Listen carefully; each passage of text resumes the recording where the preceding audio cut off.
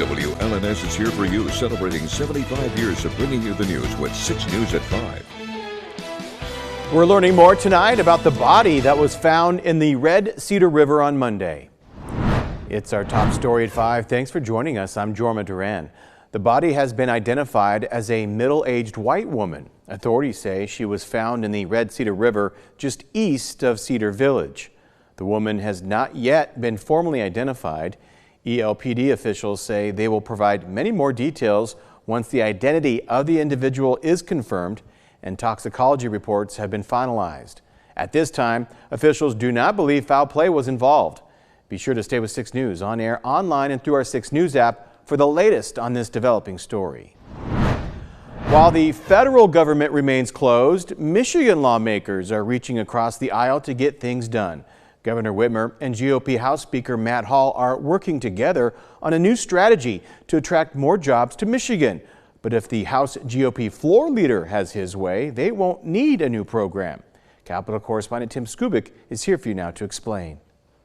Back in the day of former Governor John Engler, he helped to invent the MEGA Job Creation Program. Under Governor Gretchen Whitmer, she and the legislature developed the SOAR program. Now comes House Speaker Matt Hall working with the governor. They want to wipe out both of those programs and replace it with a new economic development strategy before the end of the year. Governor Whitmer has some ideas, and I've committed to working with her on those ideas to see if we can eliminate SOAR and MEGA.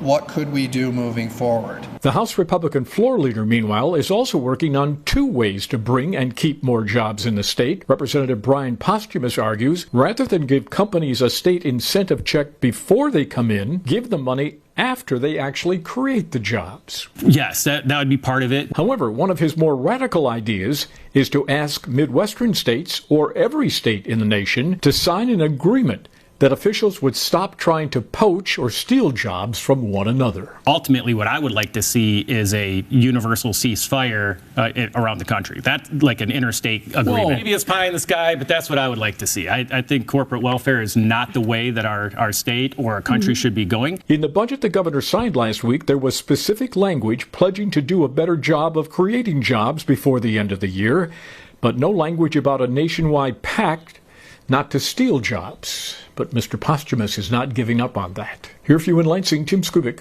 6 News.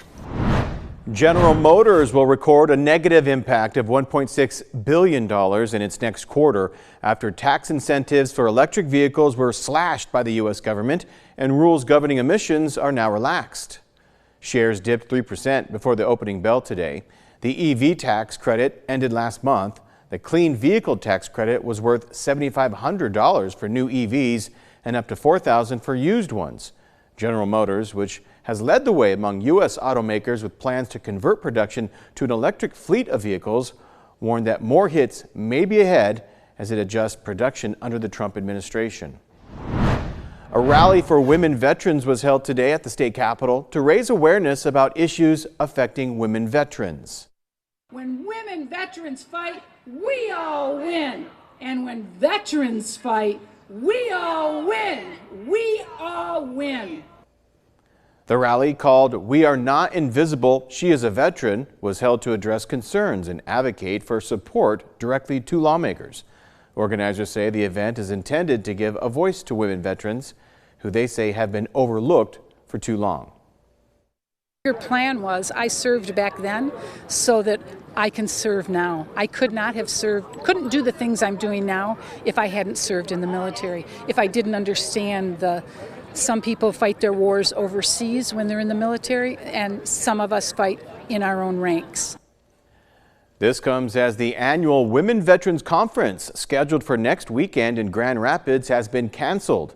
Organizers say they received an email on Tuesday from the Michigan Veterans Affairs Agency that said the event was canceled due to state budget cuts. The peace agreement between Israel and Hamas is already showing signs of strain over the return of the remains of slain hostages, but getting the bodies back may not be that simple. Natalie Brand is here for you with the latest. President Trump, sir, is Hamas holding up their end of the deal, sir? Find out. President Trump says Hamas needs to abide by the agreement to return all of the hostages who died in captivity. I want them back. That's what they said.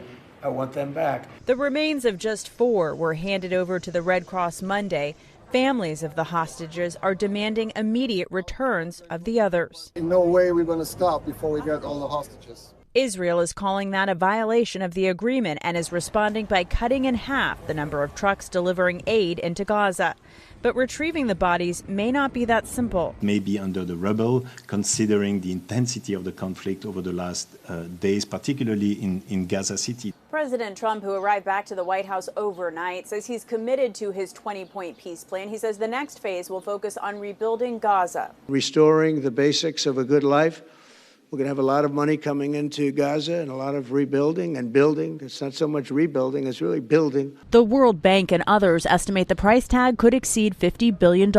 What is needed in Gaza today is monumental, and every single country around the globe needs to chip in to make it a livable place for its people. The plan calls for a demilitarized Gaza with regional and international partners helping develop a security force to protect civilians. Natalie Brand, CBS News, the White House. The plan also calls for a temporary committee of Palestinians and international experts to govern Gaza. The timeline for creating that remains unclear. People living in parts of the East Coast are cleaning up after a powerful and deadly nor'easter. The storm brought torrential rain, powerful winds, and flooding from the Carolinas to New England, triggering water rescues, including this one off Cape Cod. Streets in parts of New Jersey and New York were inundated with water as the slow-moving system pushed through. In New York City, a 76-year-old woman died after she was struck by a solar panel that blew off a nearby carport during the storm. And in Massachusetts, 2 people were killed and 1 injured when a small plane crashed near Cape Cod. It's unclear if weather was a factor. From Storm Tracker 6, this is Weather First, sponsored by Auto Owners Insurance. Simple human sense. There are lots of changes on the way over the coming days. I mean, that typically is the case in fall. Big ups and big downs and some rain thrown in as well. But when you factor it all in, it doesn't change the overall temperature outlook as we go towards the end of October, with the eastern U.S. still seeing temperatures that are going to be well above average. Our high temperature trend kind of spells it out with temperatures near 70 today. It's low 60s tomorrow. Then by the weekend, Saturday, we're once again near 70 degrees. Then we cool it right back off on Sunday into the upper 50s. So we're going to have a warm rain on Saturday and then a cold rain move again as we head into Sunday. Satellite and radar today shows clear skies here, the rainfall gathering to our northwest. It'll be a while before it gets here, so still a very nice evening to enjoy. Currently 68 for Mason and Lansing, 69 in St. John's, 70s from Jackson south along the state line. On the Skyview network, we've got clear skies in St. John's. Current temperature very nice, 69 degrees, humidity 54%. Our dew point at 51, that's kind of high, a little bit high for this time of the year. You kind of feel that in the air outside. On the Capitol Cam, we've got sunshine as well, temperature 68 degrees, humidity 50%, winds pretty light north-northeast at 3 miles per hour. Pretty much the same story in Grand Ledge with sunshine and 68, humidity at 62%, still not a whole lot of wind out there today, only up to 1 mile per hour. As we head further south into Jackson County, same thing, blue skies, 70 degrees, light northerly winds less than 10 miles per hour. Humidity a little bit higher today though at 53%. As we take you into Hillsdale, you're crossing the crosswalk, it looks good. Temperature 71 degrees, humidity 57%. That's what happens when our camera resets itself. It points in that general direction. Otherwise, a nice day to be out for a walk. Precision cast for tonight. Notice the showers moving in from the northwest. Good chance of rain showers through tomorrow morning between 3 o'clock in the morning through around 6 or 7. Then the showers begin to depart and sunshine moves back in by tomorrow afternoon. As we move ahead into Thursday, quiet weather on tap with clouds gathering to the west, but not an issue for us as we'll still see sunshine for the most part until late Thursday afternoon. A few clouds begin to filter back into the region. Here's tonight's forecast. Overnight low down to 47 degrees with a few showers possible after midnight. Then heading into tomorrow, a morning shower. Otherwise, we will see decreasing clouds tomorrow afternoon. Temperatures top out in the low 60s.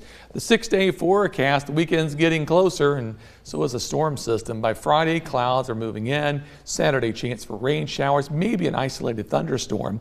On Sunday, pardon me, we'll have highs in the upper 50s with a continued chance for lake effect rain showers, which could persist into Monday before clearing out, but the cool temperatures are here to stay. Highs in the 50s for the most part next week, but low temperatures only in the lower 40s. Yeah, kind of everything in that 6+6 day. Right, except some snow. Oh. Don't know that yet. And Siobhan's not in here, is she? No. Don't let her hear that word. Wherever she is, she heard it. We appreciate it.